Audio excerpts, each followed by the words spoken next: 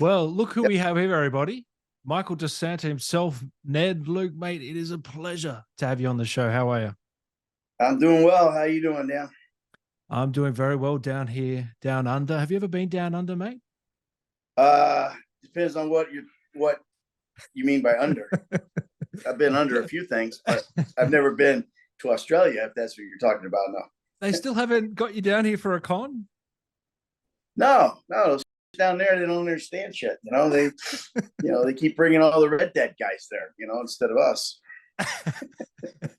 Hey, you were in Red Dead, were you? You had a small Yeah, little role. and then I had a little thing that I did, and but they took my voice out and put somebody else's voice in. I think they were afraid that people would recognize Michael, and they didn't want it to become a Michael thing. Like where's Michael? Where's Michael? But it kind of turned into that anyway because I was in the credits. So yeah, And they they put kept it your in some motion guy's capture, voice. didn't they? I swear to God, the guy sounded like an accountant. He didn't sound like he should have been in a. Were you pissed about that, or you were? No, I didn't care. I didn't Yeah. care. Whatever Rockstar wants to do is fine with me. It's they've they've been real good to us, so I can't really complain Oh about no. anything that they did. It would have been nice. I had a cool character voice going, and nobody would have probably recognized me, but I totally understand what the deal is. If they'd have done that, poor Roger would have never gotten off the charts there. He'd have been completely forgotten. So Yeah, he just was. kidding, Roger. If you watch this, We've had Roger on the show. He's a yeah, great guy, Roger's but awesome. unfortunately, his acting wasn't up to snuff in that game, was it? Yeah, no, he sucks. Yeah, well, he tried out for Grand Theft Auto 5, and they laughed him out of the audition. So, you know, We'll get into GTA, but I want to know, you're a big baseball fan, right? With your son and your yes, nephew, they're guns, aren't they? yeah. My son is a college ball player. He's a pitcher, and my nephew, he's not my blood nephew, but he's like my hitting guy from New York. His son he's like my nephew, but he hits bombs. Would you say it's the best sport on earth? It's my favorite one. I mean, I love football too, real football, not that shit they play in Europe. That soccer stuff. I like real football a lot. I like Australian rules football. I love Australian rules football. I played rugby after I was a pole vaulter in college, and then when I couldn't pole vault anymore, I started playing rugby, and it was a lot of fun. But the Australian rules football, a little dude in a raincoat and a hat, he goes like this. I love that guy. But it's fun. I love Australian rules football. But football. I used to love basketball. When Michael Jordan was playing in the NBA, I love basketball. But when he left, the game has changed. I can't even watch it anymore.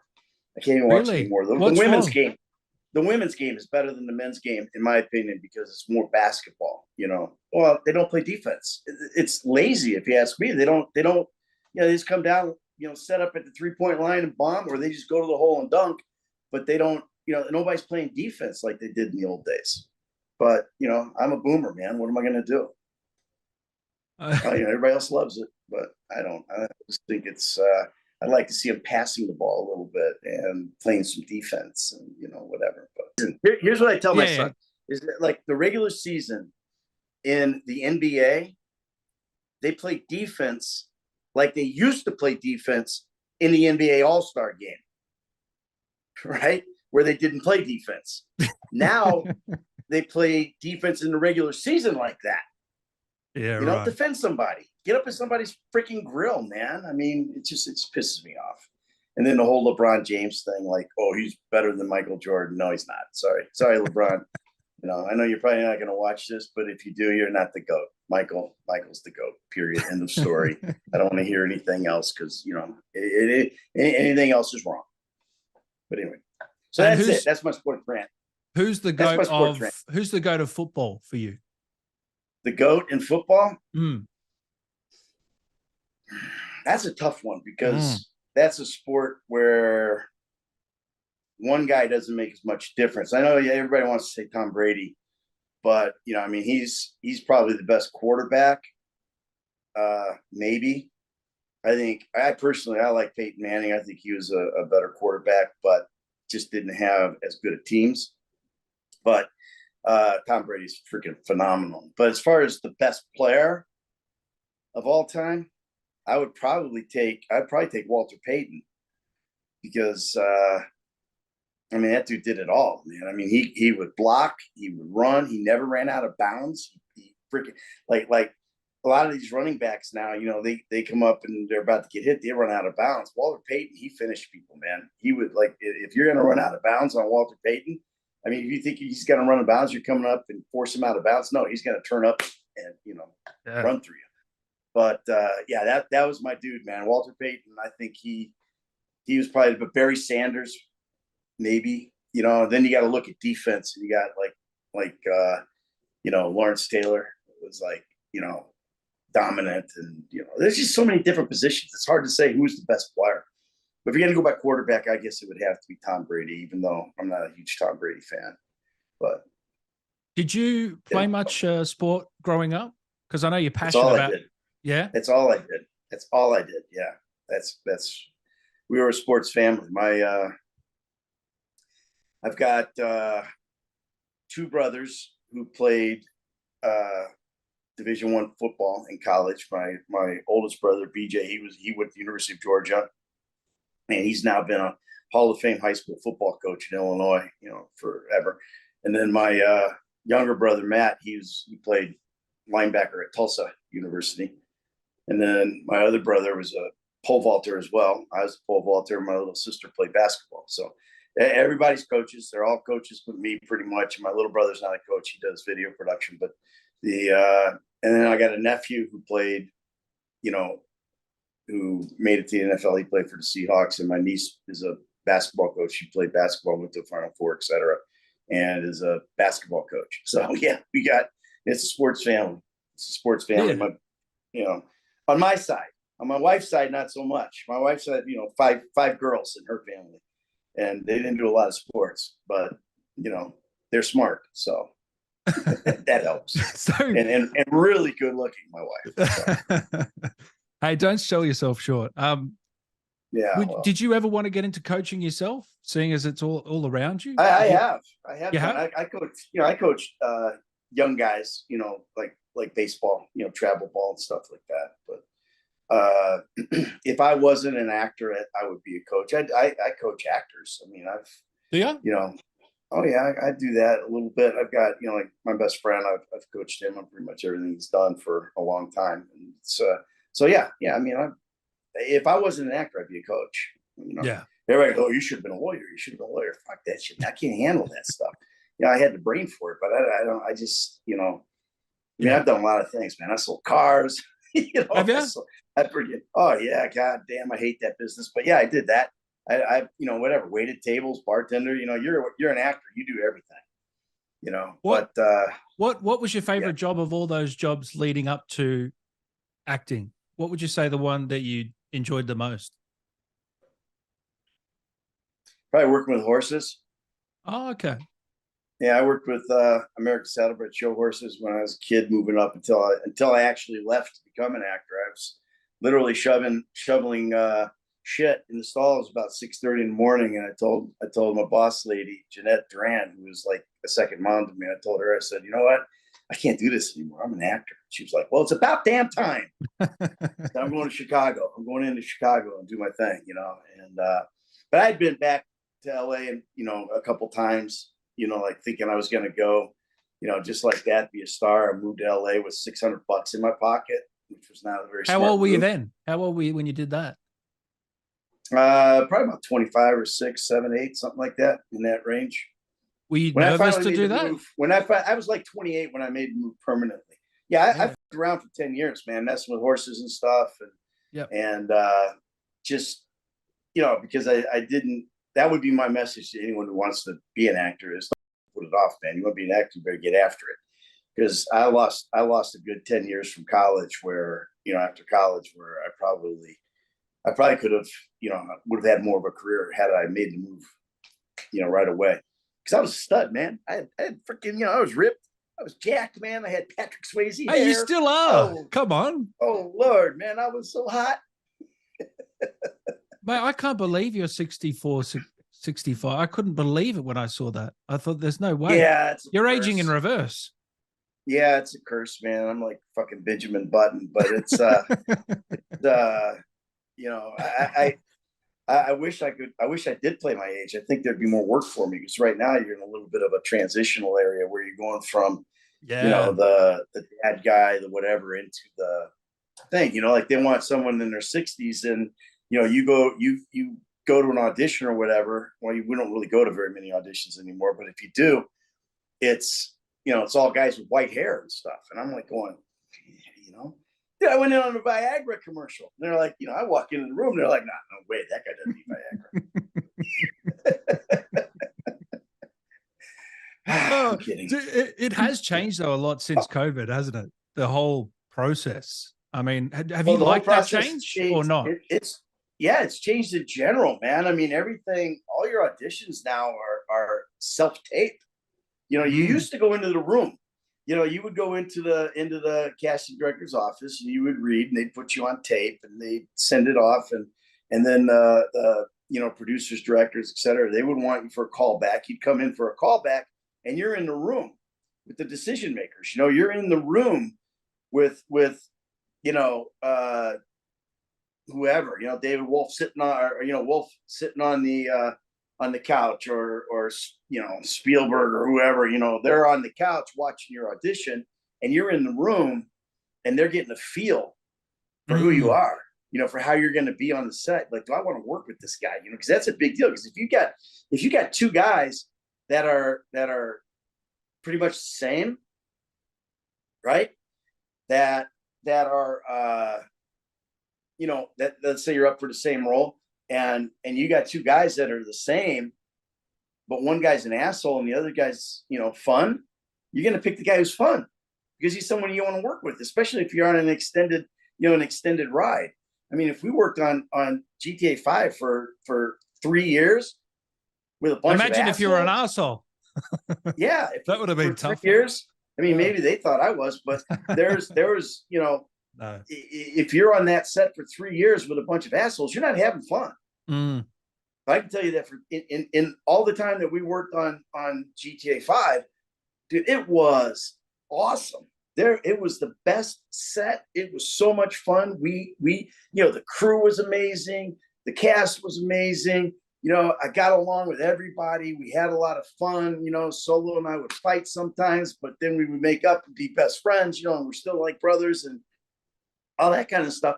But there was never, you know, well, there was one guy that I didn't like, but he was only worked a day. So it was never a problem, man. I look forward to going to work every day, you know, and you can't say that in the car business. You know, I couldn't say that as a waiter, you know, or whatever, you know. So and that's the key to, you know, that's the key to life. You know, you tell, you know, I have people that come up to me, you know, moms or, you know, whatever, kids, and they say, you know, I want to be an actor.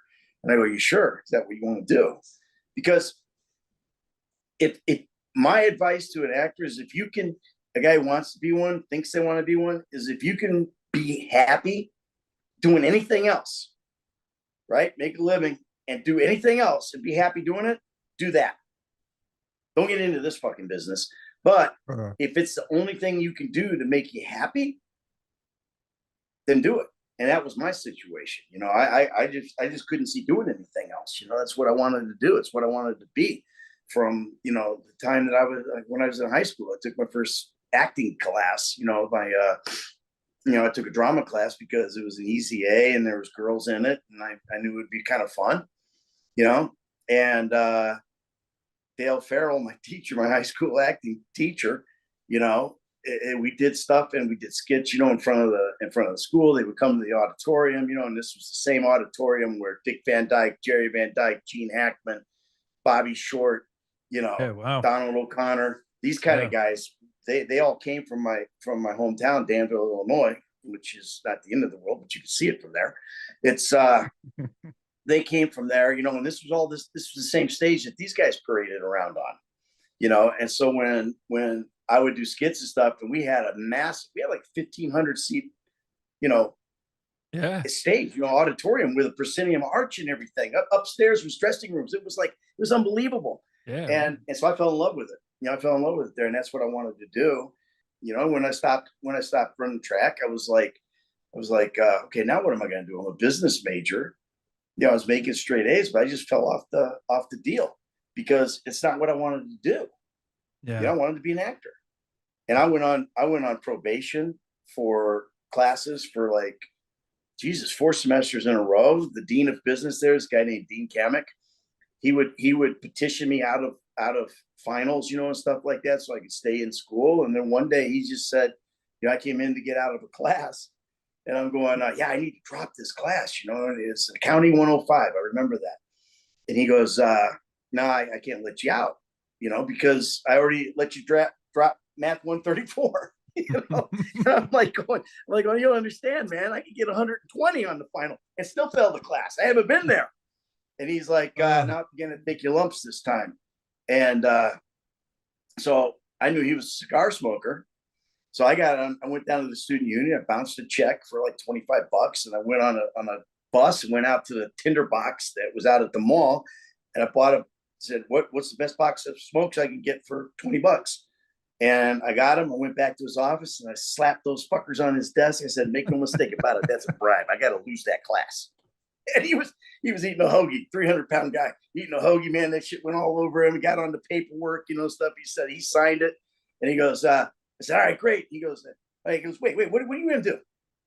And I said, I'm good. And he goes, no, with your life. And I'm like, oh, that question. And he goes, yeah, what do you want to do? I said, I want to be an actor. He goes, I should have known. So you know what that guy did?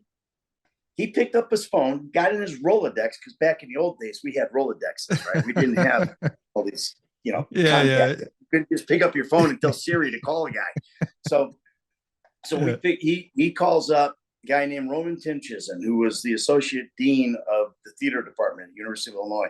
He calls him. He goes, Roman, I got a guy here who, blah, blah, blah. And wants to go. So he set me up. He goes, this is what you're going to do. You're going to go over here. You're going to go in the theater department. You're going to meet Roman Timchison. You're going to get all the Timchison, and you're going to take all these theater classes. You got to take one core class for business. That was speech. And he goes, and you're going to get off probation, and you're going to transfer into the theater department. And I go, okay. And who's going to tell my dad that? And he goes, do I need to call him? I go, yeah, call him. And he calls up my dad. My mom answers the phone, and she's like, he's like, hello, this is Dean Kamek. I'm the dean of business here at University of Illinois. And I hear my mom going, I can hear her on the phone coming over, and she goes, what did he do? He goes, I'll let you talk to him. And so my dad gets on the phone, and Dean Kamek goes, yeah, he tells him what's going on. And I hear my dad say, so that's the only way he gets to stay in school? He says, that's pretty much it. And he goes, all right, that'll work. Wow.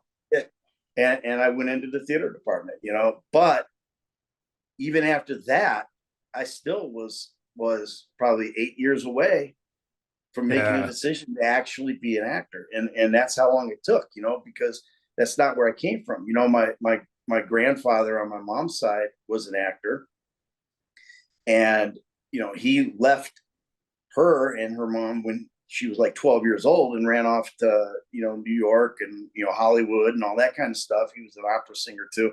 And we never even knew the guy, but he had credits out the wazoo. He was a big Roger Corman type guy, the Creature with 1,000 Eyes starring Paul Birch, and it was, or I think it was 1,000,000 Eyes. I don't know what it was. It had a lot of eyes, but that was the thing. So that kind of scared, I think, my mom. And then my dad was a sports guy. He was a coach for a long time, and then that is like, fuck that shit, man. You're not doing that stuff. And I just finally said, you know what? No, this is what I'm doing. So did that pressure stop you for all those years, do you think? Was that the main reason, the pressure of parents, or what? Well, I think that I can't say that, because they ended up supporting the hell out of it. No matter what we wanted to do, we didn't have any money, man. Yeah. So whatever we wanted to do, though, they would find a way to do it.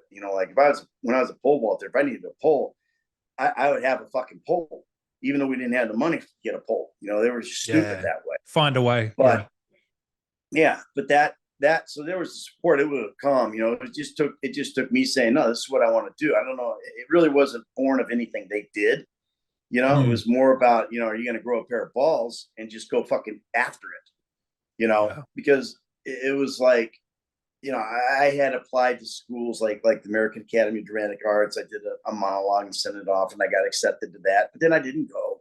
And then I was working at a place called Genghis Formal Wear, and they sent me out to San Diego to be a what they call a franchise manager, where you open up a store and you work it until somebody comes and buys it, right?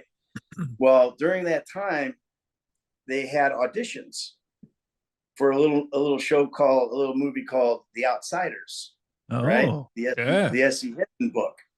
So I was like, okay, hey, man, I like that book. I'll go read for that. And so I went and auditioned. Cattle Call. So I think it was like a big warehouse or something.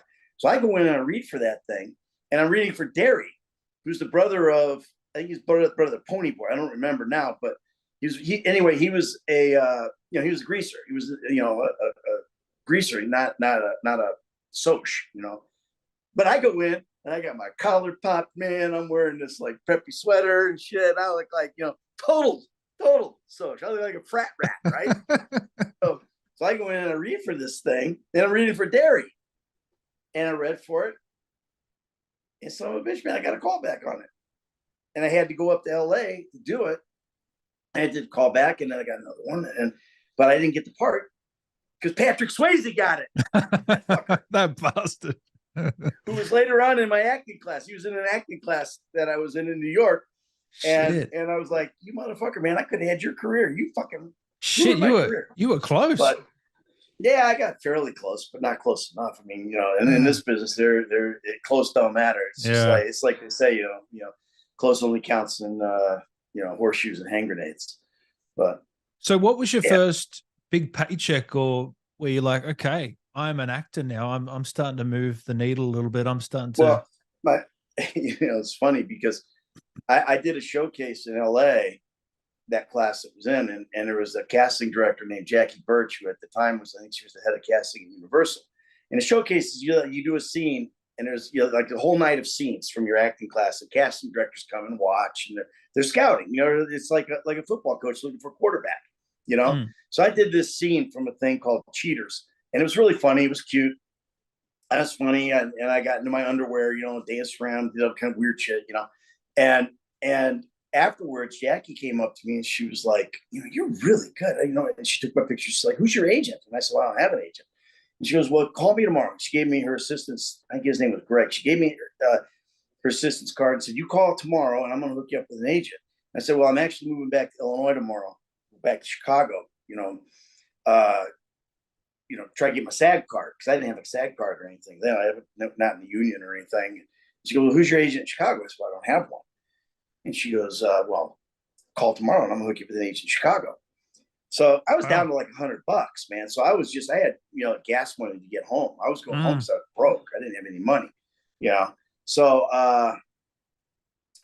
anyway, that's, that was what I did. I went back to Chicago and I met with Jackie Birch. And at that time, there was no cell phones. We didn't even have pagers then, and so, my parents, they didn't have a fucking answering machine.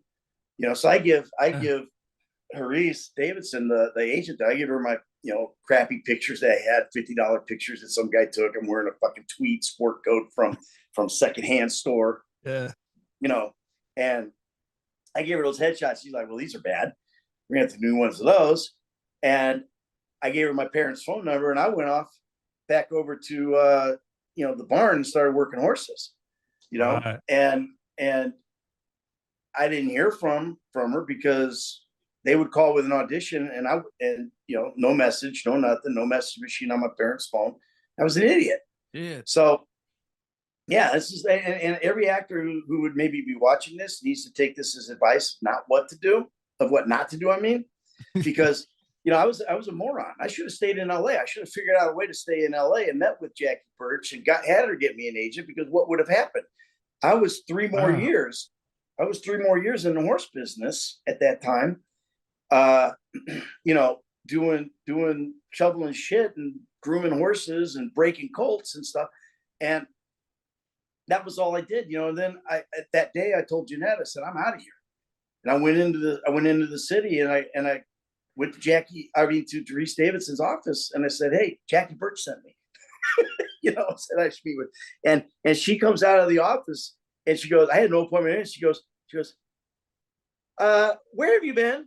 You know, she remembered, you know. Wow, yeah. And she didn't let me get out of the office. Thank God she didn't let me get out of the office. She called the casting director. She said, hey, I got a dude here. You know, she didn't say dude. She said, I got a guy here, you know, I want you to meet.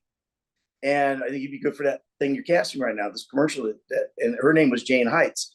And she sent me over to Jane Heights' office from there, right? And I go and audition for this commercial. And, you know, it was like a thing where at a bank, you know, and this guy uses this bank, and so he's very elegant. The other guy doesn't, so he's a beast, you know, and we're doing this whole deal, drinking wine, eating all this shit, right?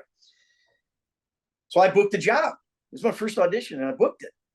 And so I get to the set, and I'm thinking, you know, man, they got me a manicure and everything. And I'm like, oh, fuck, this is, I was all practicing being elegant and shit.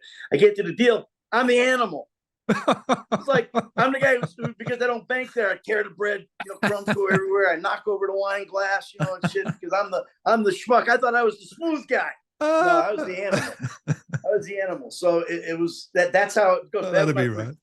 And that was when I knew I was an actor, because I was always so smooth in real life. You know, I had to be an actor in order to be this animal. Actually, I just played myself. But anyway, that was the thing. So my first job in the business was a hand job. Yeah. Right. And it was, yeah, because all it was our hands. I didn't realize it. I thought it was, you know, I thought it was this, you know, but it was just this, you know. Wow. But yeah, so that was that.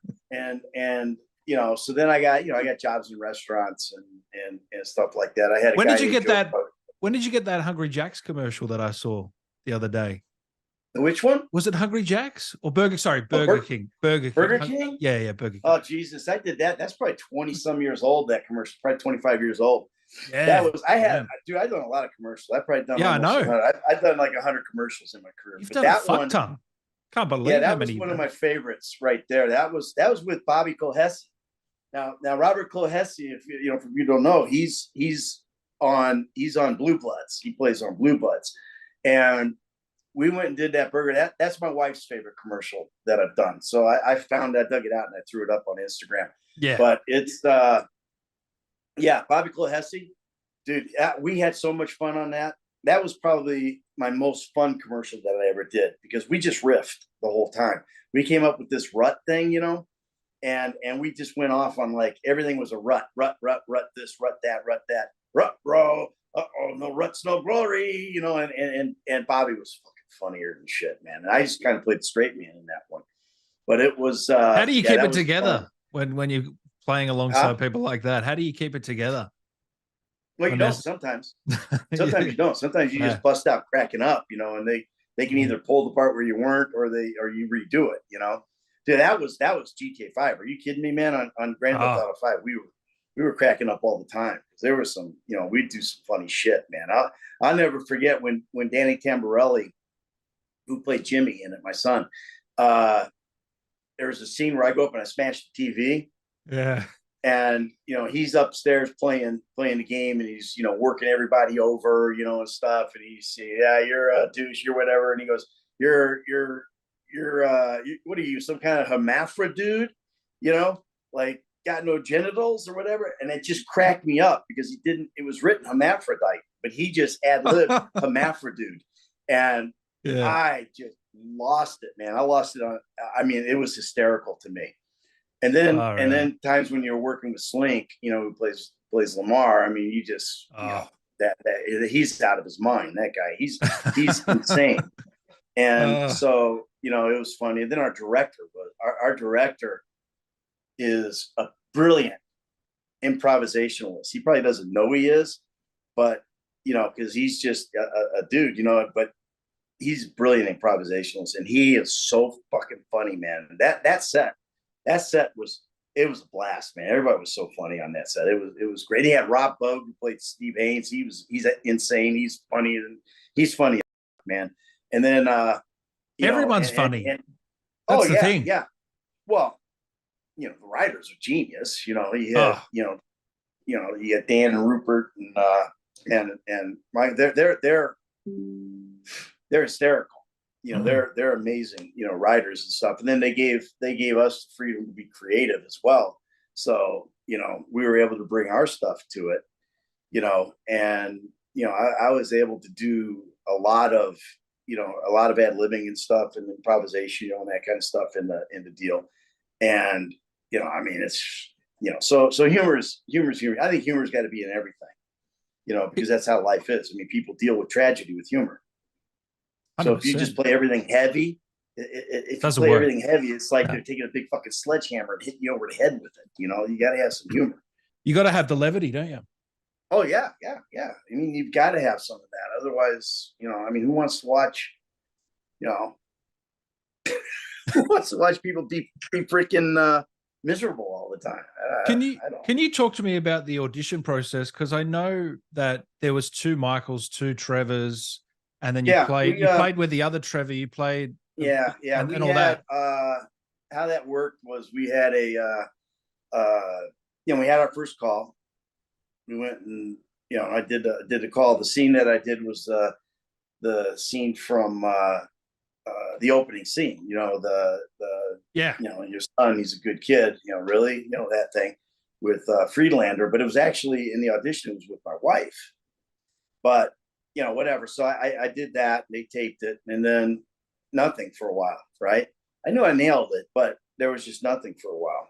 And I got a call back, and the callback was Steven. I call it an act off, because they brought in 2 Michaels and 2 Trevors. Isn't that intimidating? Sorry to cut you off, but isn't that intimidating? Not for me. Right? No, you always. It might have been intimidating. It might have been intimidating for the other Michael, but it wasn't intimidating for me, because I knew I was the guy. I mean, I had the guy. I had him. I had the character.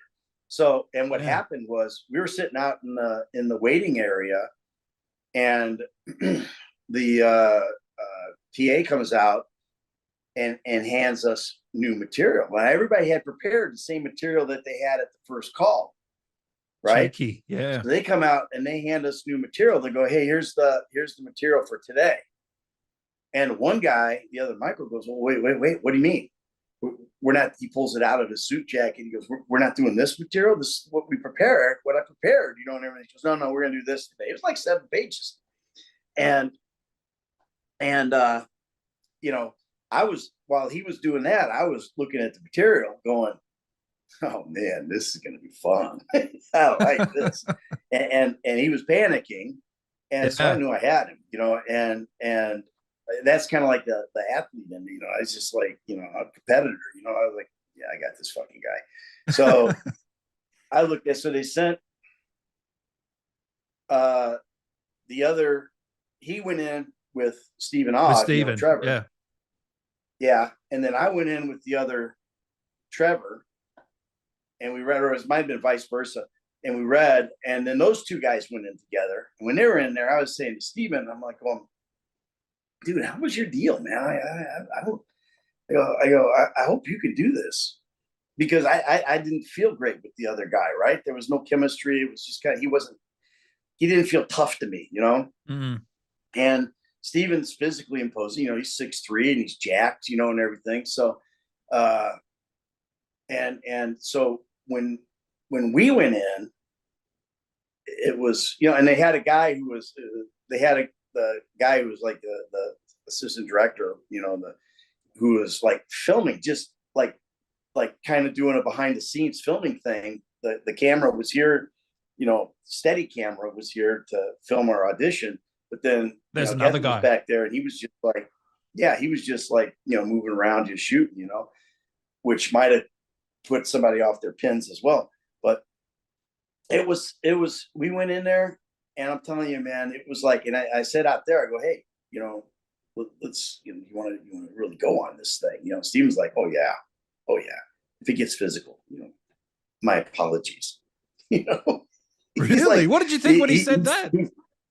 He's so fucking artsy fartsy. I said, I'm like, go for it. So we went in, and we literally threw down the scripts and just went. and because I had it, I had it. It's easy to memorize something when it's good, and this shit was so good. I had it memorized, man, and then I was able to riff a little bit in there, And there were stops where I like, jacked him and he jacked me, because I think it was the scene in the graveyard. I don't remember for sure, but I think it was the scene in the graveyard where Brad is revealed as being dead. He digs up my grave kind of thing. Because I remember we were holding guns on each other, or he smacked. I said, "Do it, go for it," and he was reached out, right, hit me upside the head, and I went boom like that, whatever. And it was just like, and you could hear the guy on the camera going like that, and that was the audition. Now every audition is not like that, No, I haven't heard a story like that ever. Yeah, this particular one was like that, and it was just two guys that weren't going to give any ground, and the chemistry was there from the get-go. It was fire. Almost a chemistry test in a way, right? Well, yeah, it's got to be. Can these guys work together? Blah blah. Do we want to work with them? And we got out of that. I knew we had it. I mean, there was no question that we were getting cast. We got down at the bottom, and Steven was putting on his little helmet on his head to go ride his bike home. And I was like, dude, I'll see you on the set, man. You're getting this. Well, I don't know. And I'm like, dude, you're getting this fucking thing. All right. Period. End of story. And, he did, and I did. I said, I think I'm getting it too. I don't know for sure, but I think I'm getting it sure. But I was a little nervous because I was afraid I offended the director. What did you say? He was telling a story afterwards. He was just talking to all of us, and he's from Stoke-on-Trent, and which is London or whatever. And I couldn't understand anything he was saying. And because I'm like a street kid, man. I didn't understand all this shit. And he's that heavy accent, and he's saying all this stuff, and people are laughing and stuff. And I'm just kind of playing along. And then finally, like right in the middle, I just said, I got to be honest with you, man. I don't understand the fucking words you're saying. And he just left. He just turned around and left, walked away. Man, you got balls. Is this your first? Man, this is the audition. This thing. This is the audition process. Man. Oh, man, and I told my wife, I said, there's nobody going to be better for this, but I hope I didn't fucking blow it. Because I don't just say shit, man. It pops in my head, and I just, no filter. Yeah. Yeah, I don't filter very well. I'm much better than I used to be, but I don't, and he just, when we were on the set, I mentioned it to him. I said, I thought I blew it, man. He goes, I go, you just left. He goes, well, there really wasn't anything to say after that. he just left, and I'm like, oh. But yeah, that was the audition process on it. We called it an act off, because generally you don't do that. You do that in theater. Yeah. You do that in theater where you'll read with the guy. But most auditions for film and television and stuff like that, you'll just read with a reader. They just have somebody there reading, and then they'll either like you or they won't, but there's none of that like this stuff, No. So it was fun, man. It was more like a theater audition than it was a film audition. But the shooting of it was basically like doing film, but just different because you're wearing a mocap suit, balls all over you, and you got, helmet on with a camera right here, and all that. So that was different. And the set, you don't have real furniture. This chair I'm sitting in would have no back on it, just like made from pipes, from like PVC pipes or from conduit or whatever. And so that the balls would read in your back. And the seat would be, so everything, because everything had to read, you had to read the balls. Otherwise your skeleton would look like this, put what it was reading together.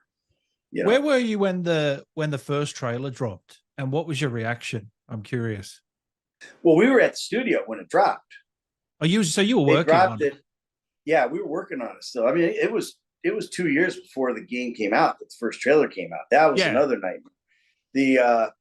So they had a great big huge screen, in the studio there where we shot in the warehouse, and it was kind of cool because they would read your balls and you could see what was going on. Like they put it up there and you'd see the set, and it would be my mansion, right? Yeah. But on the set, it's just a bunch of Apple crates and it's nothing like what you're seeing up there. So So that was where they showed us the trailer. It was going to launch at like say 1 o'clock or whatever on that day. Yeah. And so we watched it, and I was like going, because the whole why did I move here? I guess it was the weather. That speech. But you weren't announced, were you? You weren't announced as the actor at that time. Oh no, nobody was. We were all under NDA. They didn't want anybody to know who was. We didn't even know it was Grand Theft Auto 5 when we booked it. You know, it had fake names. But the director had brought me on a little piece of paper. He brought me that speech. He goes, "Hey, come here. I want you to read this for me." And we went back in this back room, and they put a recorder on, and I just read that. I remember I was sitting on a couch, and I read this, and I had no idea what it was. They didn't tell you it was a trailer. Yeah. No, they didn't tell me that. They just said, "Hey, read this for me. I want you to read this, and we're gonna try to do something with it." And so I read it, and trailer comes out, and it's that speech. That wasn't even in the game. No. That speech wasn't in the game, and it was just specifically for that trailer. So the trailer comes out, and we're working. We finished work that day, and we're riding home on the train. We're riding back to, we shot in Long Island. We were riding back into the city, and we took the train that day. So all three of us are on the train. My phone starts blowing up, and I'm panicking because I look at it and all this Twitter shit's going on, and a buddy of mine that was in my acting class in LA 20 years previous. He ratted you out a little, didn't he? Yeah. He put on there, "Hey, my man Ned Luke is the new lead in GTA 5. He's bigger and badder than Statham. It's going to be awesome," And you're just panicking. And I just started panicking, man. I'm going like, fuck. I shut off my phone. I thought I was going to get fired. I told this in a recent interview. I said, I thought I was going to get fired. I thought I was going to get, because of the NDA. They're going to think I told them. They're going to think, no, it's just, look, I got a schnoz, okay? I got a voice. They're both fairly recognizable, and I was not, I had done a lot of stuff, in my career before Grand Theft Auto 5. I mean, nothing huge, nothing major, but, I'd been in, Law and Orders and Third Watch and fucking NYPD Blue, Murder. I mean, I'd done a lot of stuff, a lot of commercials. So people, people in the industry, kind of maybe knew who I was a little bit, but Jimmy recognized me right away, man. He was just like, he put that out, and I was like, fuck, man. So I called the director, and I'm going, dude, and then I had a cousin, my cousin's daughter, who I fired when she was working for me at a restaurant. She was all pissed off at me. So she said, "I'm going to kill that fucker all the time," and everything. And I'm like, "Oh man, this is great." And so. What did the director say, by the way? He was like, "Well, there's nothing we can do about it. So just can you kill your, I had to kill all my social media. So I killed my Twitter. I think I had Instagram then, but mostly it was Twitter back then. And I just killed all that. Really? Yeah, but the bottom line, I don't think Rockstar was prepared for what was going to happen. That I was called balcony guy forever on, like the forums. Cause I look through those things, I'm a human being. I want to see what people are saying. So I would go through those forums, and I would see a balcony guy, who's balcony guy. And I got Jimmy to delete that tweet, So but finally some dude from Greece figured out who I was and put on that GTA forums website thing. And I mean, it was kind of cool because my IMDb rating went to like 42 or 65 or something like that, which was really cool, right? That's crazy. So that's when I knew what the power of that game was, by the way. I mean, I knew it was going to be huge, but when your IMDb thing goes, you're outed from a trailer, and that IMDb thing goes to, sub 100. Yeah. That's crazy. Yeah. Yeah. But the other guys really didn't get out. I think Solo finally got outed a little bit before the game came out. Steven, they didn't know who it was. They thought it was Johnny Knoxville. They thought, because Steven mostly done voice work. He had a few acting credits, but he's made up for it now because he's doing great, man. I mean, he's tearing it up right now. He's very talented, that man. But I did see something with him recently where people thought he was sort of resenting. I think he was a bit frustrated. Did you see that? I'm wondering. I mean, whatever. He doesn't like being called Trevor. Do you relate to him at all, or do you see where he's coming from? Or well, I mean, I can understand where he's coming from because I know it. He I mean, he doesn't. He wants to be recognized for his other work. Not for Grand Theft Auto 5. He's not a gamer. So I think in his mind it's like, it's just a cartoon. It's not.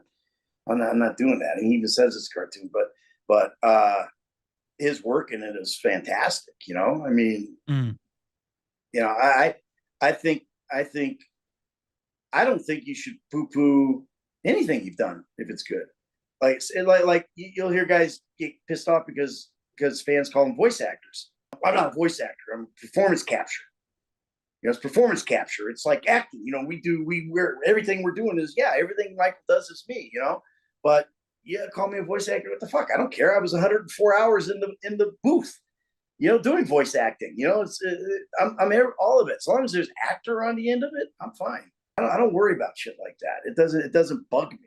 I'm just, dude, I'm going to ride my 15 minutes of fame as long as I can fucking ride it. And if that means you're going to call me a voice actor, okay, call me one. I'm not in this business to be, incognito. It's like, maybe I am in life, but he's proud of the work he's done, isn't he, on the game? I would imagine he is. I don't talk to him about it, to be honest. Okay. It's a non. Yeah, I get what you mean. Yeah, it's a non-issue for me. I don't care if he hates that he did it, that's fine. If he loves that he did it, that's fine. If he's indifferent, that's fine. I don't care. It doesn't affect my life. I'm very proud of the work we did. That's why when I run into somebody and let's say, well, it happened the other day. I was at it happens all the time. I mean, it's crazy how can't imagine. Yeah. Just the voice. I mean, I was at Best Buy buying something, and I'm talking to the cashier, and they recognize, and there was some kid there who was just getting his PS5, and I'm like, dude, you're just getting your PS5 now? That's awesome, man. What are you gonna play on it? And the one dude's back going, and that's it, so you get recognized, and it's like, okay, get your phone out, let's go, we'll do pictures. I was at Micro PC talking to a guy, and the guy comes up and goes, "You're Michael," and I went, "Yeah," and they're like, I fuck, man, I don't care. If anyone sees you, the listening or watching now, if anyone sees you, you don't mind coming up to you and asking for a photo? Within reason, within reason. If you're gonna swat my house, you're an asshole. But if you're gonna, if you're gonna come, you want to say, "Hey, how you doing? Hey, you're Michael, aren't you? You're Franklin, right?" We embrace that. Yeah, because you know what, the bottom line is that a lot of people don't realize is that the fans, those are the game. The fans are the game. The game's not the game. We're not the game. I mean, obviously we're contributors, it's a big, huge part of it, but the fans are the game. The guys who play the game, those are the guys. You have to respect them. You have to honor them because they're the ones that made the game what it is. You got 180 million copies of that game floating around out there. If you don't have that, guess what? GTA 5 is not GTA 5. It's something else. Yeah. It's not the biggest game in history. It's something else. It's a failure or whatever. So you have to appreciate your fans. You have to, it's and it's not fake. It's not phony. It's genuine. We love our fans, man. I mean, Solo and I are going to Brazil in October. Oh, nice. Yeah, we're going to go to Brazil. We went there a few years ago, but we're going back because the Brazilian fans, they love it, don't they? Yeah. Yeah, they love it down there, and we had a blast when we went there. So they asked Solo and I to come back, and we're like, "Fuck yeah, man, we're coming back. Absolutely, we'll be there." And it's going to be great. We're going to the Brazil game show. It's going to be awesome. It's going to be fun. We'll just take a bunch of pictures and greet the fans, sign autographs and all that kind of stuff. And, you know, it would be great. And by the way, we're not charging the fans for our autographs and our pictures. Really? They pay to get into the game show. Wow. Come up here and see us. You know, that's great. Yeah. It's kind of a big appreciation thing, you know. Now they're getting us there, you know, obviously and stuff, but it's, you know, yeah, you got to do it that way. I love when well, I don't love that you had COVID and you were in hospital. That part was a bit scary, but the part I love was when you left and they've turned it into a, you know, you've seen the video. Oh, they turned it into the game. I had my wife videotape me coming out of the hospital, and I did a little bit, and you know, I did it. When I put it up, it was live action, and one of the fans took it and actually made it in game. You know, where the phone came up and the app was there, and dialing up, you know, the cab, you know, the cab company and everything, downtown cab, and it was classic, man. So I put that up right away on all my socials. It was like, I forget who the guy was, but it was like, this dude did it, man. He nailed it, blah, blah, blah. And I put it up, you know, whatever. But I do that. I love like the fan art, you know, and stuff like that. And on my Instagram, like if you look at my Instagram, I'm pretty sure I saw a cat dressed up as Michael. Is that right? Probably, or it was a Michael, some like modder probably did put a cat head on Michael or something, you know. I think I saw Michael versus Darth Vader the other day. Yeah, lightsaber fight. Yeah, you see all kinds of that shit on PC. You don't see it on you know, console, but when you play PC, it's like I was playing yesterday. I had some dude, man. I mean, I had him. I mean, I was freaking crushing this guy. He just kept walking towards me, and I figured out, okay, yeah, you're in freaking God mode, you prick. Oh, you know, I hate that. And then you just walk up and go. That's annoying. That pisses me off. Yeah, they're in God mode, and I'm like freaking going, oh man. So I'm stubborn that way. I just came right back at him again. You know, they had one of those big old cargo jet things, you know. So I just got out my bazooka thing and just went kaboom, kaboom, kaboom, kaboom, kaboom, until that thing blew up. And it blew up, but the person didn't blow up. Yeah. I'm like, well, what the hell is this? Yeah. You know? But yeah, there's infinite health. Yeah. Yeah, the PC playing is interesting, to say the least. What do you prefer, PC, PlayStation? Because I know you were playing. I saw you playing Resident Evil 4. Did you end up finishing that one? Oh yeah. I'm gonna start Resident Evil 2 here after I get done with this little film that I'm shooting this weekend. But it's it was good. I prefer you know, the consoles, but that's because I'm not a PC guy. Yeah, I can't do this. Yeah, you know. I'm the same. I'm the same. You know, I play. This is my, you know, my PC here. This is what I use. Yeah, that's what I do. That's what I do. I'm the same. You know, I can't work the buttons. It just doesn't work out for me. You know, but you know, and I got all this stuff, and I'm trying to learn how to do like what you're doing right now, like this whole streaming thing. But yeah, I was going to say, are you ever going to stream? Are you going to stream? If you need help, hit me up. I'll help you. I'll help you out, mate. Anytime. I've got my system set up for it. I have a plan for what I want to do, which would be like a kind of if I can do it right, it would be like more of a fan tribute than anything, because I want to do. Well, I'm going to keep it hush hush, but I got an idea of what I want to do here very soon. But I just got to learn how to use all the stuff. My son showed me, but you know, that was a while ago, and I can't remember. And he's fucking busy. He can't, you know, he's trying to be a baseball player, so I'm not going to plug in on that. Does he think his dad's cool? I mean, his dad's in the biggest game of all time. I think he thinks his dad's cool, but he also probably thinks his dad's really annoying. But you know, that's, you know, he just turned 21, so that's like, you know, it's that age. Yeah. But he's starting. No, it's funny. He laughs his ass off when he sees guys freak out, you know, and stuff. He's like, you know, like he was playing summer ball up in North Carolina, and anywhere he goes, you know, they people find out, you know, that I'm his dad. I remember Father's Day. I don't know if you saw the Father's Day thing. It was really funny, where they did a question of the day. Yeah, I did see this all the time. And the question of the day is, what does your dad mean to you? And one kid is like, well, my dad, he's everything to me. He's done this, and my values and all that kind of stuff. And then Bubba was like, yeah, my dad robs banks, steals cars, and shit. I'm like, dude. He does it with a straight face. He's a funny fucking kid, man. But he does it with a straight face, and he wants to get into this stuff. He wants to do video programming and that kind of stuff, production, and we'll see what happens. I'd like to see him play pro ball, but we'll see what happens. But anyway, that's I think he's at first it was, he was a little kid when it came out. He was only 11 years old when it came out. And it was cool then, but it was also, I think, probably taxing. When he's in high school and he'd be pitching or hitting, or whatever, and the other team's going, Jimmy. Would they even on the pitch? Oh yeah, trying to get up his ass, like wow. Jimmy. They're like trying to get in his head, Damn. But it never worked, They it just, he would get mad and then he would be even better. Yeah.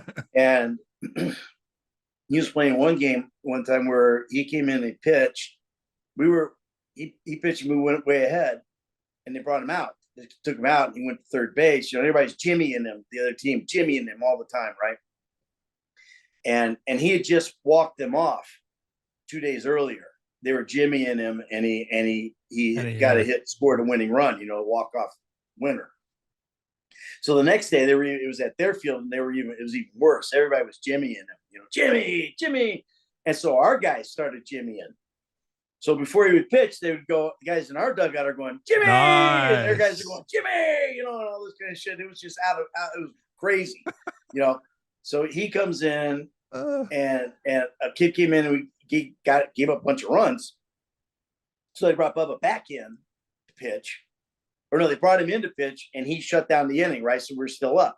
So then he goes back to third base, and another kid comes in and pitches, and we scored a bunch of runs, and another kid comes in and pitches and gives up a bunch of runs. So they bring him back in from third base, and this is the last inning, and they bring him back in from third base, and they're Jimmy, and he's pitching, and he strikes this guy.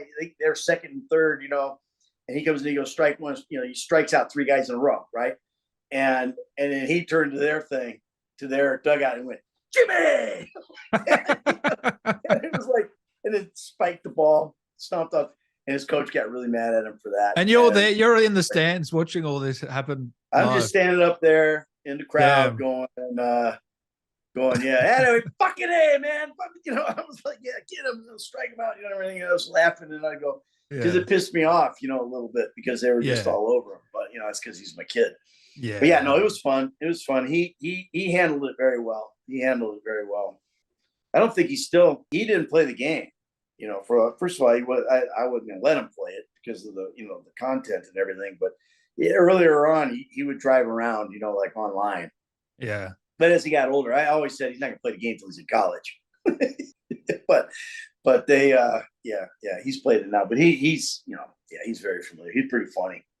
Yeah, right. Is it true the 1,000 line? That was the one line you. Yeah, I didn't like that line. Didn't like. Yeah. No, I didn't like that line. I don't know why.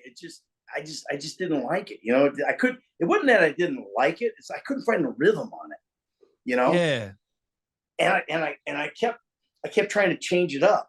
Because I was doing that. I was doing that all the time. They were basically typing as I was doing scenes. Because I would change stuff.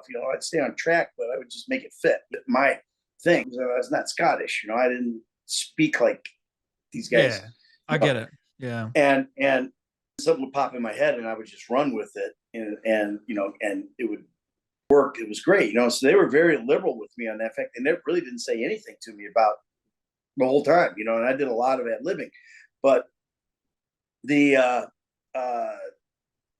that particular line, it just didn't work for me. I couldn't figure it out, so I would add stuff to it. I would change it. I'd flip it. I'd do all this.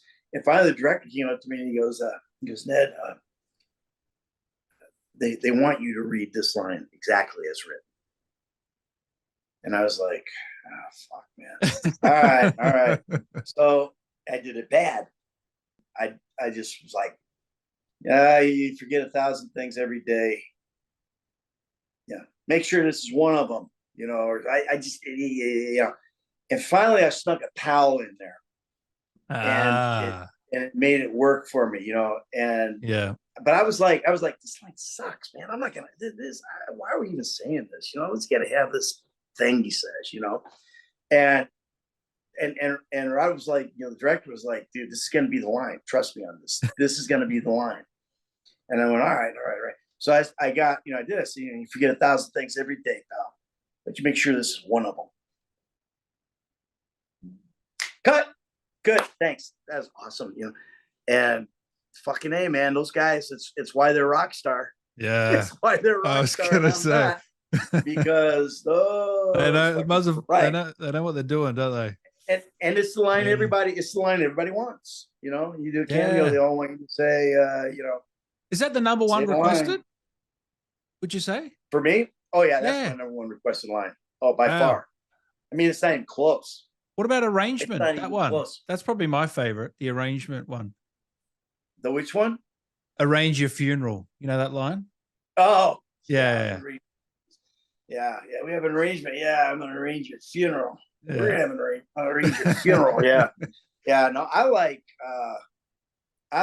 think probably one of my favorite lines is, you know, in Trevor's trailer where he says, yes, I hear Stockholm Syndrome is very nice this time of year. I like that line. That was a good one. Freaking clever line, man. I love that. Good writing. Yeah, and then Nama, go fuck yourself. That's a good line. That was one of mine. That was ad lib, yeah. Yeah, that was an ad lib. That was, you know, it was. I don't even remember what the original line was. You know, I think it might have been just go fuck yourself, and I put the Nama go fuck yourself in there because my wife was a yoga teacher in real life. Yeah. And that was kind of like, you know, a thing that kind of, you know, like, and after King came out, that became a thing. And now fuck yourself, you know. What? But I'm curious, from the first day you shot to the last day, how much of a better actor do you think you were from that first to the last? Yeah. I don't know. I was probably the same. I mean, it was an easy gig, you know. I mean, for me, it was like came natural. I brought there's a lot of me in that character, you know, but I think I was a much more knowledgeable one after that. Like I all of a sudden I knew how the game industry worked, you know. Before I just gaped, you know, and now I knew how it worked. But I think I definitely improved, you know. I mean, I think from a physicality standpoint, like how to move on stage, how to, you know, that kind of thing, you know, I think I improved immensely. The biggest improvement in that thing was Solo, you know. Phenomenal. Who played Franklin, because, you know, he was not an actor. He's you know, basically from the rapper world, you know, from the gang world and rapper world, and he was very uncomfortable when we first started, and, you know, to the point where he was he wanted to quit. You know, he was telling me, I can't, you know, it's not me, man. I don't do this. I said, and so he became more and more at ease. You know, like we worked with him. I worked with him a lot. We would go back and where our changing room was and work his stuff. You know, rewrite it and take out the mates and put in there and shit. And Julian Gamble, the guy who played, and I just learned this from an interview we did a little bit ago. Julian Gamble, who's, you know, like a really good actor, he played Dave Norton, you know, Davey, and he went solo, I guess, and told him, he says, you know, look, man, you wrote raps, right? You were a rapper, so you wrote rap, because he was having a hard time memorizing things. You know, like we would do our lines, and Solo would be like blank. Oh man, shit, I got a line there. I'm sorry, man, I was watching you guys. You know? And Julian goes to me, says, "You rapping, man? How do you remember? You just write that stuff down, like when you were rapping, man. Write it down, and it goes from the paper to your head, right? So that's what started doing, was just rewriting the stuff in the margins on the script. You know, he would write it, and go, and then it started working. You know, So how long did it take him to get into the character and you fully saw him as the character? How long do you think? Well, I always say the day Solo became an actor was the scene we did where I admitted to him that I was working with the feds. Yeah. And he was so good in that. And he just found it, you know, and then he was good. From then on, once he got comfortable, then he just played Solo, man. I mean, if you ever meet Solo in real life, he's that guy, you know, he's very much Franklin without shooting everybody, you know, and all that kind of stuff, stealing cars and stuff. I mean, he's because he's from that, you know, he's from the hood. He was a gangster, you know, he was a gangbanger. He was, and he's like, I was out in LA recently, you know, and you got to understand, Solo's a fucking legend. Oh yeah. And I don't mean as Franklin. No. Solo's a legend. And so we were in LA. I was in LA and we went down. He goes, man, I got to go to this. I got to take you down here, man. We're going to go to this motorcycle show that was going on, you know, and it's down in the hood and it's on the street, you know, and there's like thousands of bikes, you know, there. And dudes running up and down the thing, popping wheelies, riding this shit. And Solo pops in, you know, because it's motorcycle clubs. And Solo comes up and we get out, man. And it's just like, dude, hey, what's up, bro? I haven't seen you in a while. There's this, there's that. Hey, this is this guy. This is that guy. This is my boy Ned. This is, you know. It's like a celebrity, yeah. Yeah, I mean, he's just he's legendary in the hood. I mean, he just is, you know.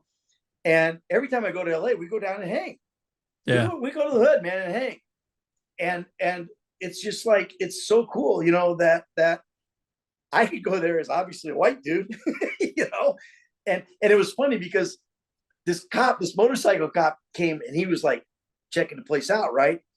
And he's on his motorcycle and he rides up. And as he was riding by, he looked, he was like, and he's riding by and he's looking because he saw me standing there, like, you know. What's he doing there? You know? Yeah. And then he comes back and he stops right in the middle and he takes a picture. Really? Like, yeah, he took a picture. My God. Of, you know, me standing there with you know, all the Solos guys and everything, and we're like going, and they're all like going, oh man, what's he doing, man? He's taking a picture of you, bro. He's like, you know, he thinks you got kidnapped, you know, whatever. You know?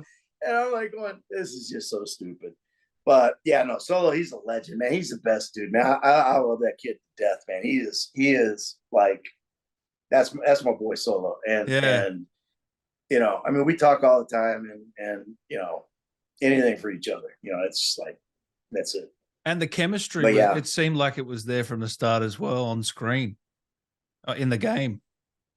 Oh yeah, yeah, yeah. I think, well, you know, at the very beginning, it was, you know, I had kind of, you know, Solo. He was kind of like, he was on edge, you know, because this was not his deal, you know, this was not his thing, you know, so he didn't know, you know, can I trust this motherfucker? Can I trust this motherfucker? Can I, you know, he was kind of like, you know, this is not my element, you know?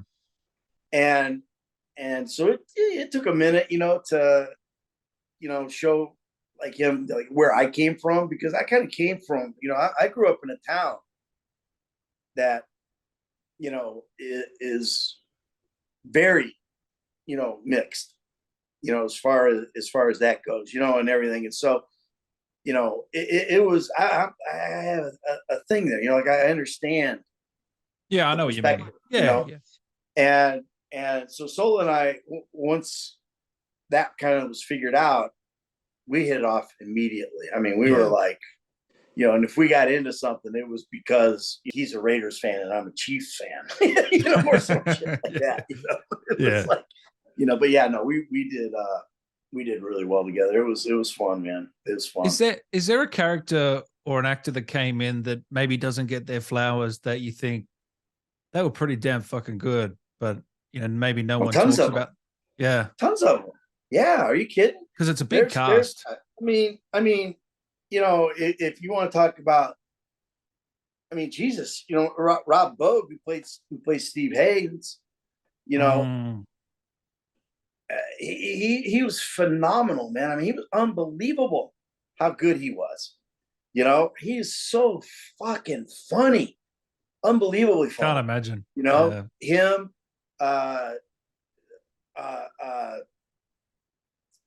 Johnny, I can't think of his last name right now. I'm having a brain cramp, senior moment, but who played Devin Weston. He was a funny fucker too, you know. But as far as guys who didn't get their you know, propers so much, the guy who plays Fabian, the yoga instructor. Yeah. That kid, he was fucking funny. He was, you know, what a funny role. Never done some kind of accent or anything like that. He just did it, and it was great. And he's also, but people don't know, it's like when Tracy goes to the porn boat, and I go out and get her. You know, they go, yeah, we were sitting there, you know, they were filming at our house. Oh, that's your house, Mr. D? That's a great house, man. That's that same guy.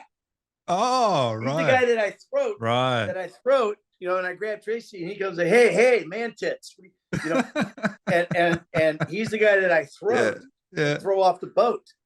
That's the same guy who plays Fabian. Wow. So didn't know that. No. You know, he was really good and a fun dude.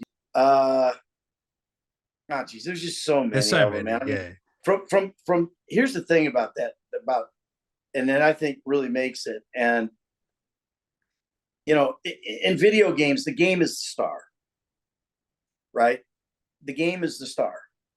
But I'm going to tell you right now that cast that we had from top to bottom, if you change that up, that game's not the same game. Oh, no way. It's not the same game. And it's going to sound really arrogant, but if they had taken either one of the other two guys that came to the act off, that game wouldn't be the same game. I can't even imagine it. Like it's perplexing. It's just so you can't even. Yeah, you can't. It was so perfectly cast, and you know, from top to bottom, everyone who came in was they were great. You know, except for one guy. They were. I keep going back to this dude because he fucking caused. They you know, from top to bottom, man, it was just great. And then the crew, you go to that, like you look at like this dude named Corey Alderman, who was like the main mocap guy. He was a kid. I called him Boy Wonder. He's a young dude. He's probably 26 or 8 or something like that. You know, when we started it, maybe he was 25. I don't know, but he would invent shit. And like, I remember I came to the set one day and he had 2 little 2x4s about this long that were nailed together and had balls all over them. Right. And he goes, Ned, look at this. He goes, hold this right here. He goes, stand there. I was in my motion capture suit. Or he goes, stand right there. I'm going to hold this. And he goes, look. And I looked up at the screen up there and I'm on the screen. He had invented a camera. Use that as a camera. Yeah, right. Right. So then they go out and they get all these like old VHS cameras and they put balls all over them. We had a dude named Joe Rubino, who he was like a DP, you know, director of photography type guy. Yeah. People don't know. We shot that game on multiple cameras as well. Right. We had all the cameras that they use for motion capture. Like you had all these cameras up here and all these cameras here. Then we had a bunch of balls cameras as well, so that you could come in here and get right in here, you know, or cover this over here or whatever, you know. It was amazing. And those are, you want to talk about your unsung guys? Those are your unsung guys. Those are the guys who don't get the propers that they deserve. Or guys like Boy Wonder, Kelly Wexel, who was I call her roller derby queen because she was in the roller derby. You had a nickname for everyone, it sounds like. yeah. Hurley. There was Hurley. There was Luke. Luke was the guy, or Jim, the little mocap guy. If he showed up, we were fucked. Right? Because if Jim was there doing the thing, we knew we were gonna have to work our asses off because he was just getting motion capture shit. Like we had to run. Okay, we got to get your runs today. So we had to do sprint. We had to do this and that. And whenever Jimmy was there, it was like we were fucked. It's the workout. And and then there was James, who was like the guy who built the sets. Genius. It's just, it's been 10 years. I don't remember everybody's name anymore, but it was like, even Dana, the production assistant or whatever, what do you want for lunch today? Oh man, can we do sushi? Yeah, okay. Come in and you fucking go to lunch and you have this big, huge sushi thing, and it was that's the stuff that people don't know about that contributed to the making of the game.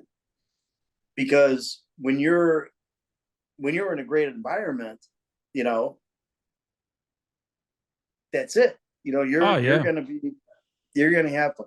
These dudes, like Joe Rubino and Jason Hurley and Robbie and Shay and all these guys. They made a rap video, right? That was up there one day, and we're watching, and they're like rapping, man, and we're like going, "This shit's pretty good, so." And he's like, "Yeah, man, shit," And it was like, and that was how it was, and in between takes, we're fucking around, and the setups took forever. They'd have to tear down the thing and rebuild whatever the next thing is, and that would take forever. So you could either be like this, come on, man, fuck, when is this going to happen? Or you could be out there having fun. Yeah. Right. And we had fun because it was the best crew, man. We had so much fun with those guys. And I can't begin to tell you how much they were appreciated, because those are your unsung guys, forget about the actors, those guys who made the game, tested the game, the guy who did my face. They couldn't get my face for a while. I like, there's at one point I was like, you can't use that. No, you guys can't use that. I look like fucking Ronald Reagan. They couldn't figure out what to do. He's too young. He's too old. They made me look like fucking Ronald Reagan. I'm like, oh, no. I was at the office one day, and the head animator for me, he came in and he goes, and he sees me and he goes, I got it. I understand. And after that, I became Michael. The thing became Michael. I remember the second trailer. I looked like Ronald Reagan, man. I was like, oh, fuck, man, I'm ancient. But it was So that was little things like that, that you really don't see if you're just sitting here playing the game. And even you've played Red Dead, and obviously that game is probably the most detailed game I've ever seen. It's unbelievable. Yeah. The same with GTA 5.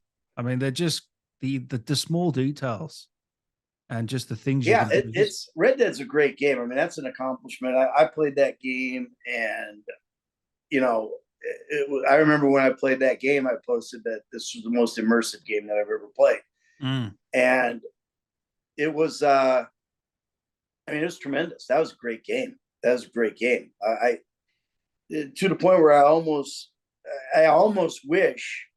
I don't wish, but I almost wish that I had been Arthur Morgan instead of Rogers Michael, yeah. Yeah, you know what I mean? But it was like that was that was a great game. You've spoken to Roger, haven't you? Oh yeah. I talked to Roger. Because you guys have got so much in common. I mean, we text each other a lot, like every once in a while, whenever we have a bitch about something, I'll give him shit sometimes because he doesn't like being called a voice actor, so I'll give him shit. But yeah. But no, Roger's awesome, man. He's got a good game, a game coming out. Him and Troy have one. Yeah, Fort Solis. Fort Solis. That's going to be out soon. I'm anxious to see what that is. Troy actually texted me the other day, and I was like, going, "Yeah, I can't wait. I'm looking forward to that. It looks good." Did you watch him in The Last of Us? Did you enjoy that show and that game? Oh yeah, I love that show. I watched that. I was a little pissed I wasn't in it. I'm always pissed if I'm not in something in good stuff. But you still enjoyed the show, yeah. I love the show. Yeah, it was great. And if hey Druckmann, if you watch this thing, man, how about Last of Us Part 2? There's got to be something in there. Jesus, come on, man. Did you ever meet Dan Houser? Did you ever have many interactions with him? Yeah. I met everybody, I mean, of course. He didn't really direct anything. No. But he wrote the fuck out of it, and yeah, I mean, I didn't hang out with him. No, I'm just curious because he's above my pay grade. He's left now. He's left. So do you think that might have an effect on their next game, or do you think they'll be right because there's so many talented people there, or because he's been the bread and butter? I don't know. Yeah. There's that. He's a damn good writer, man. I know he's typing until his fingers bleed, but I don't know. It's hard to say, a lot has changed, so we'll find out at some point in time, right? They've said they're in production, so yep. I love your idea about GTA 6 and it's probably not going to happen, but I remember you saying, bring in CJ, bring in Michael, Franklin's, all the big characters in one. I think that sounds fucking epic, but yeah, who knows what they're going to do? Did I say that? I don't know. Maybe you didn't. Maybe it was Shawn. You know what it is? Maybe I bet I know what it is. I bet I was busting somebody's balls who was like one of those guys who knows everything. Those. Oh goodness. Man. Yeah, those kind of guys who were going. I probably put something on there going. Yeah, it's gonna be Michael and this and that. Yeah. Those. Yeah, I remember my son jumped in on. I was doing a live with Danny Tamborelli one time on Instagram, and Bubba jumped in and he goes, GTA 6 is gonna be awesome. There's gonna be 6 protagonists because it's 6, and they're all gonna be twins, except there's 6 of them. Oh my god. But everybody wants to know about GTA 6, and there's nothing to know. You'll know when the game comes out. It's like that. It's and the leaks, and all that kind of stuff. Who the fuck knows what that is? If that's actual or if it's. I mean, I guess it's been acknowledged, but that has to be very early on stuff. I don't know. I mean, I looked at some of it and was like, going, okay, whatever, but. My whole opinion on that is they better bring it. They better bring it because the bar has been set pretty high. Well, the bar's sort of like at the top. It's almost like you've got to create the greatest game of all time. It's pretty tough. I mean, and they do. I mean, if I don't think it'll matter if it's not, like, let's say it's not as good as GTA 5 or as Red Dead or whatever. It's not going to matter because it's still going to be amazing. I mean, Rockstar doesn't put out shit. They put out gold. So I don't think it's gonna. I think it's gonna be phenomenal, and frankly, it'll be worth the wait. So everybody should just calm down. Exactly, man. Everybody calm down. Honestly, even if they take another 5 years. Yeah. You don't want to rush. If 10 years, not rushing, obviously, but you got to remember, COVID was involved in there, and that's got to be COVID's got to be almost a 2-year setback. Oh, I agree. Yeah. So you got to understand all that and just be patient. Just keep playing, GTA 5 and all the other games that are out there. There's a ton of games to play. You can go back in time and play games. I go back and play Tricky, SSX Tricky all the time on my PS2. That's my favorite game ever. Really? Ever. Yeah. That's my favorite game. Yeah. I play that. My son's home from playing summer ball. I go into the game room the other day and he's in there fucking playing Tricky. Yeah. And I'm like, I'm watching, man. It's like, fuck, man. Well, I'm not on the higher leaderboard anymore, so I guess I'm going to start playing again. What else are you playing at the moment, mate? I'm curious. Well, I'm going to start Resident Evil 2 here. That's going to be the next thing I play. I played when Last of Us was coming out. I went back and played both of those. Yeah. Yeah, and I stay up on because I've got the I got PS5, Xbox, and PC. So I'll play our game on all of those. I play online, a lot. and stuff. Just I want to stay really sharp for when I do what I've got planned to do. And then plus I enjoy it. Like I just killed Trevor yesterday on my PC. It was fun. I saw you shooting your mansion over and over on TikTok, I think it was. Yeah. Well, I'll do stuff like that, because fans appreciate that kind of shit. They like when you do that, or I'll go online and host lobby on GTA online and do a thing, like a mission or whatever, and sometimes I'll send a message to them saying that, hey, you're playing with the real Michael DeSanta or whatever. Let's go kick some ass, and they're like, no way, and blah blah blah. So yeah, it's kind of fun to do that stuff because it just keeps you involved with the fan base, and that's important, How has your life changed over the last 10 years since you worked on the game? How would you say your life's changed? It hasn't. Really? No. I'm still the same dude. I'm exactly the same. I'm just more famous, or am famous. I wasn't famous before, but it's weird. Fame's a weird thing, like yeah, you're gonna have douchebags that try to abuse you, for your like mess with you and stuff. But it's for the most part it's the same. My life's still about my son and my wife. That's what my life's about. It's not about acting. That's just my job. That's my career. But it hasn't changed much. You get recognized. It's fun. It's opened doors, to do things like go to Brazil, go to London, Canada, whatever. I would like to do more of that stuff, more of the Comic-Con thing, but you understand that, the game's not young. It's not new.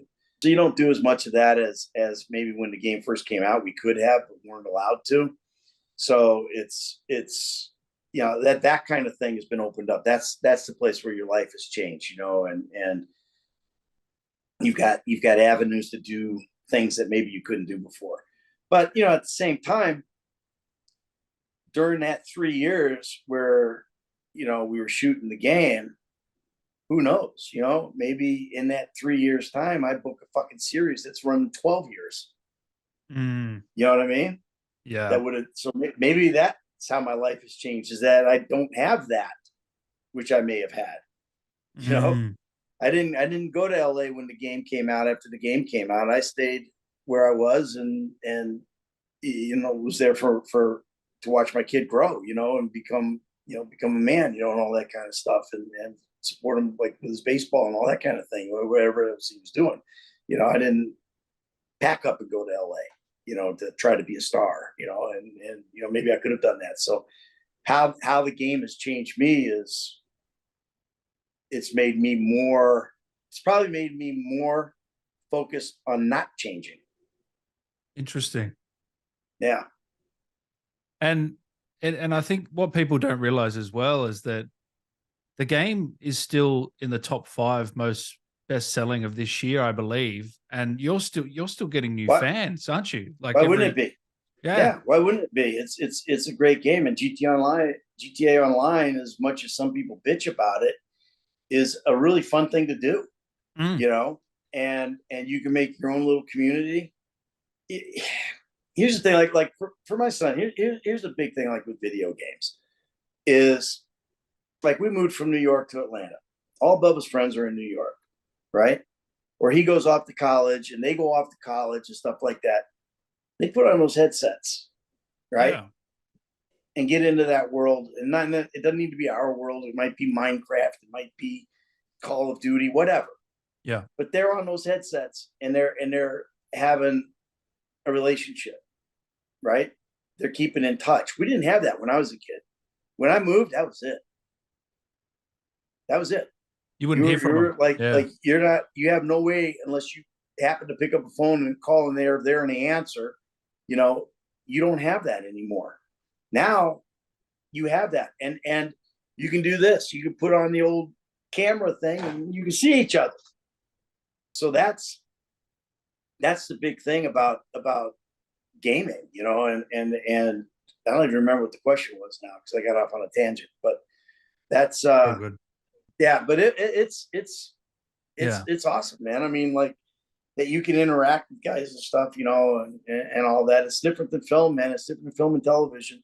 You're doing that, and then you just put it out there, and it's not interactive at all. And that's why I like to play. You know, oh, you were saying about it's still in the top 5. Well, yeah. That's why, you know, and it's fun. You're doing things that you can't do in real life. And you know, look, there's douchebags out there. There's griefers. You know, God, I had a guy a couple weeks ago who I got stuck on a beach, right? And dude sniped me. I'd respawn, boom, snipe, boom, snipe, boom, snipe. And I'm just trying to find cover, you know, and find somewhere where I can get a peg on this guy and nail him. And I'm stubborn, right? I'm gonna keep fucking going. I look at my watch. Don't give up. Like freaking it's 3:30 in the morning, and this guy's still popping me on the beach, and I'm looking to get behind some rocks so I can get it. I think it was like 83-6. 83-6. This fucking spawn camper, griefer motherfucker, you know, took me apart. And I'm like, all right, whatever, you know. And then finally, I just, you know, I think I dove into the water and swam underwater. He's trying to shoot me through the water, and you know, whatever. But it was like, yeah, it's crazy, you know. And there's guys like that out there that maybe ruin the experience for you a little bit, but that's part of it. You need to just change your session and go to somewhere else, you know, or do a private session, you know, whatever, or just do a session with your buddies, with your crew, you know, and go do shit, you know. But it's of course it's going to be in the top 5. It's not going to, and it creates new fans, and that's the other thing, you know. That's why the numbers keep climbing, and you know, it's like every year we get a whole new batch of fans. You know, there's some mom or some dad somewhere who's finally going, okay, fine, you could get the game. Jesus, quit asking me, leave me alone. You can get the game. New fans, you know, and you got a million of those every fucking year, you know, more than a million of them every year because it's kind of a rite of passage for it is. It really is. The young male of today. It kind of is. Part of the rites of passage is you get GTA, whether it's 3, 4, 5, 6, 15. You get that game. Mom and dad finally say okay. Now, for the mom and dads who say okay at 5 years old, and well, you know, that's a different subject. But you know, it's. I hope you're playing on mute.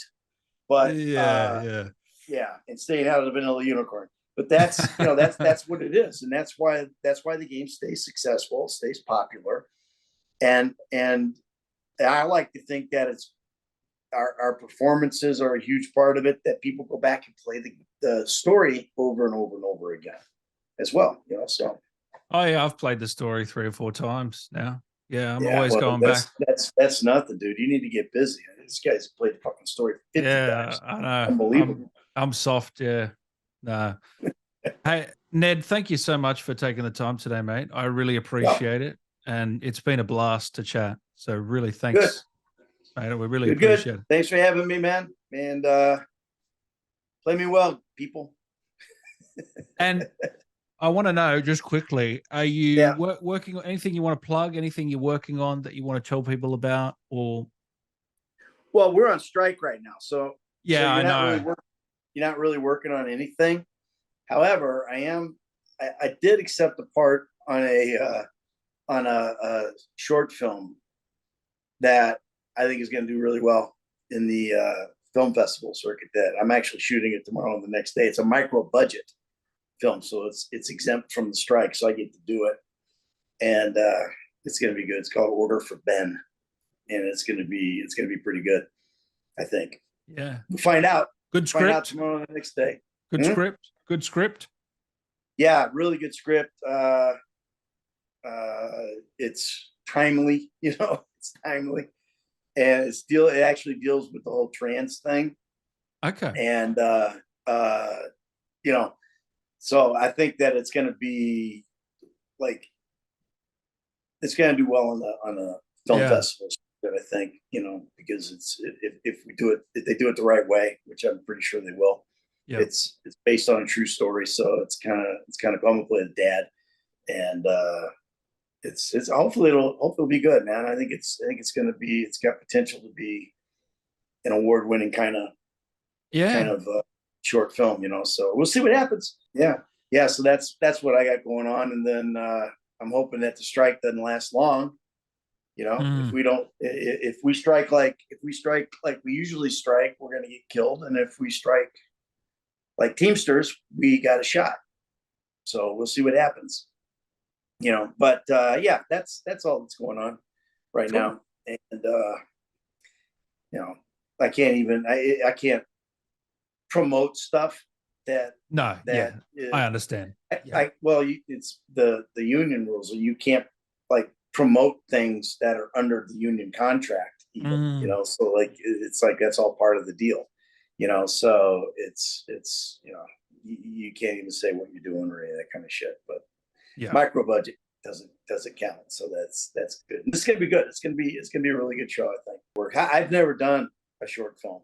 I've always not done them because a lot of times the productions are not good, for lack of a better word, and they don't really pay unless it's something that really, you know, hits me. I generally am not going to do it because it's not. It actually ends up costing you money to do them. You know, exactly. Like I got offered a couple in New York where I was like going, well, wait a minute. If I'm going to take the train into the city, do this thing, take the train back, I'm gonna have to eat, I'm gonna do all this shit, you know, and at the end of the day, I'm gonna make like $5 a day. You know, so you gotta love something to do it. Yeah. You know, you gotta like it, or you gotta, you know, and this particular one is one that I really like, and I think I'm gonna go ahead and do it. So it should be good. You know, it's like I see it as something that can be a you know, an important short film. We'll see. But yeah, that's what I got going on. And then there's some things I had some stuff that was kind of in the works, but that is not in the works anymore. Thanks for the strike and, you know, that kind of thing. Yeah. Right now, for another 2 years, he's got 2 more years left of college. That's where my focus is still, is on like my son and baseball and, you know, and all that kind of thing. That's basically what it is. And plus the transition that I'm making, like as far as moving from one age range into the other age range, you know, I'm gonna, you know, I believe that once I play my age, a lot more shit will happen. We'll see. My career concept is real simple. My career concept is, go talk to the wife and see if she knows anything. Right? You're on a detective show, and the main guy comes in, and you're the boss man, the head of the squad, and you got that one thing where you come in every episode and you say, go talk to the wife, see if she is there anything? Have you seen anything to show that this might be the case? You know, and they're out. All right, well, find me something, bring it to me. I need it now. I'm hearing all kinds of shit from 1PP. All right. You know, like that kind of thing. That's my career concept, because that's the guy who works a few days. Has time for his family, rather than you know, the guy who has to be there all the time and you know, is carrying the load, you know, which I wouldn't mind being that guy too. But if I want to be that guy, I'd like to be that guy when my kid's out of college and you know, on his own, you know. But did you ever want to get into more games? Did you ever want to? I would love to do more games. Are you kidding me? That was the most fun I've ever had working, was doing that game. I would love to do more games. I've not auditioned for any more games. Why not? I mean, I don't know. Right. I don't know. Probably because I was in New York, and most of the games I think are in LA. Yeah. If I'm not mistaken, or now I'm in Atlanta, and most of the games are in LA, I think, you know, or something. I don't know. I have no idea. I would So if anybody's out there watching, yeah, I would love to do more games. Dude, I had so much fun doing that. Ton of fun. Because I know you're a versatile actor. I mean, you could play so many different roles. I do a lot of stuff. I do a lot of stuff. But they, you know, I like the idea of games because it just doesn't feel so actory to me. Nothing against actors. I'm an actor, you know, but I'm not the artsy fartsy guy. Even though I guess technically I'm an artist, I don't. It's not like no ego. Is that what you mean? No, I have ego. I got a lot of ego, dude. It's okay, too much.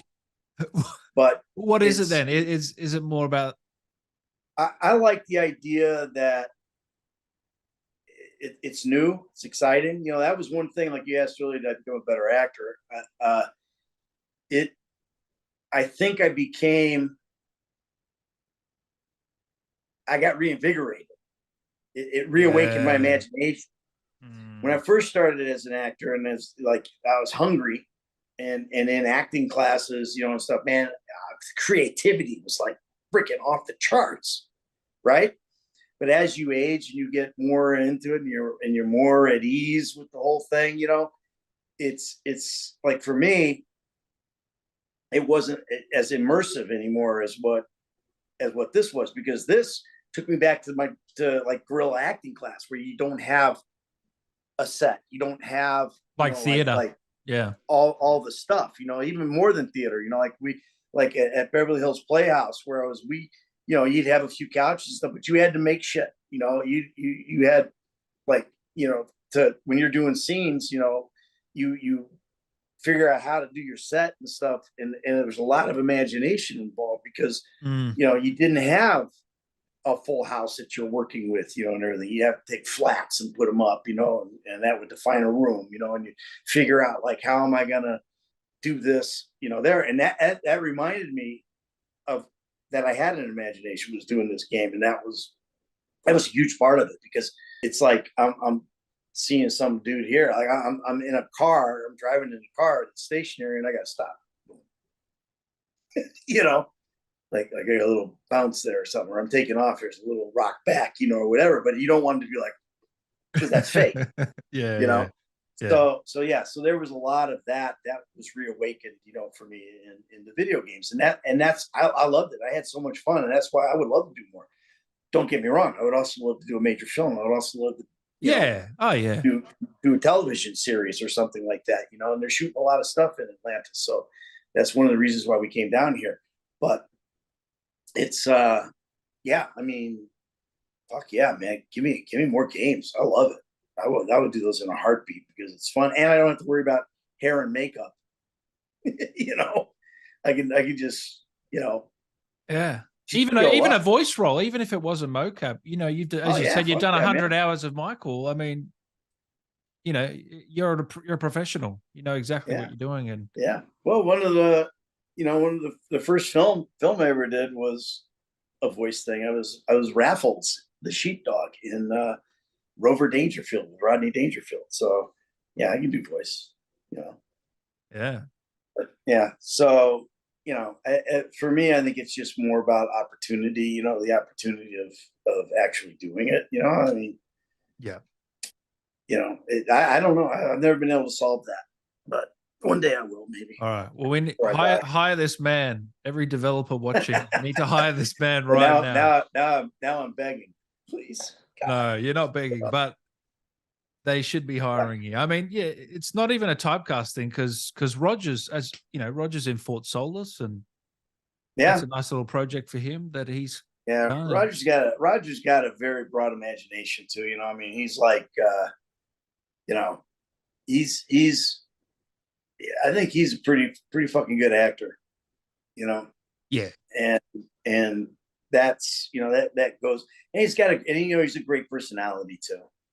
You know, he's a great personality, and he's into it. You know, from what I know, he's into it, pursuing it hard, you know, and doing the right things. You know, me, I'm a little bit different in that regard, is that I don't really go chase it, you know, as much as I should, as much as I used to, but I'm probably going to have to start again, you know, here at some point in time. Got to pay bills. So, you know. Yeah. Yeah. It's like that. That's it. Yeah. Oh, mate, it's been a pleasure to chat. Is there anything you wanted to say to the fans or anything over the last 10 years? Is there anything you wanted to pass on to anyone listening as we wrap this Keep one playing, up? man. Keep playing. Keep playing. Play me well. Play me hard. You know? And of course, thanks. You know, I mean, like I said before, the fans are the game, man. If we don't have the fans, we don't exist. So, yeah. You know, you can't begin to say how much appreciation there is for the fans, you know, and you know, the fact that they appreciate us is, you know, another thing that you appreciate even more. There's so many forms of appreciation that you know that you can go through, you know, and it's just like that's the deal, you know. I don't think you'll ever hear me being pissed off that someone knows me from this game. It's just not going to happen, you know, and you know, that's because the fans have been great, you know, so what are you going to do? That's it, man. I love that. I love that you've got pride about it and you wear it on your sleeve and you love it. And, you know, I got to respect it. Right on that sleeve right there. God, I used to have guns, man. I'm like, so I got to start working out. I usually end these, Ned, by, is there any chance Michael can say something to Dan, say something to me to wrap this one up? Is there a line you can give me? Oh, Jesus. You know, I can't believe you want me to do that. I'm fucking pissed now. You know? Yeah, I'll tell you something. You listen to me, you pencil neck fucking geek from Australia. All right? I'm going to tell you what you're going to be down under. You're going to be down under this right here. I'm going to fucking pound the shit out of you.